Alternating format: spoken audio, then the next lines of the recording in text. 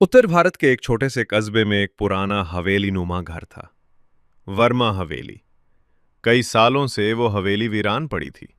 कहते हैं वहां कुछ ऐसा था जिसे देखने के बाद कोई भी दोबारा सामान्य नहीं रह पाता था। एक दिन शहर से एक युवा चित्रकार राहुल वहां रहने आया। उसे शांति और अकेलापन चाहिए था ताकि वो अपनी अगली प्रदर्शनी के लिए पेंटिंग्स बना सके।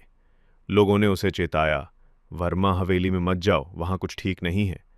लेकिन राहुल ने इन बातों को अंधविश्वास समझकर नजरअंदाज कर दिया। पहली रात सब ठीक था, लेकिन दूसरी रात हवेली की दीवार पर अचानक एक पेंटिंग दिखाई दी। एक औरत की जो रो रही थी। राहुल ने याद किया कि उसने वो पेंटिंग बनाई ही नहीं थी। उसने उसे हटाने की कोशिश की, लेकिन अगली सुबह वो पेंटिंग फिर से दीवार पर थी।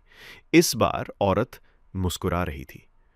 रात दर रात पेंटिंग बदलती रही, कभी रोती, कभी गुस्से में, कभी उदास। अजीब बात यह थी कि राहुल हर रात सपने में उसी औरत को देखता। वो मदद मांग रही हो। एक रात राहुल को हवेली के तहखाने में किसी के चलने की आवाज आई। वो साहस करके नीचे गया। वहां एक बंद दरवाजा था जिस पर वही औरत बनी हुई थी। जैसे ही उसने दरवाजा खोला, तेज ठंडी हवा चली और सामने एक पुरानी डायरी मिली।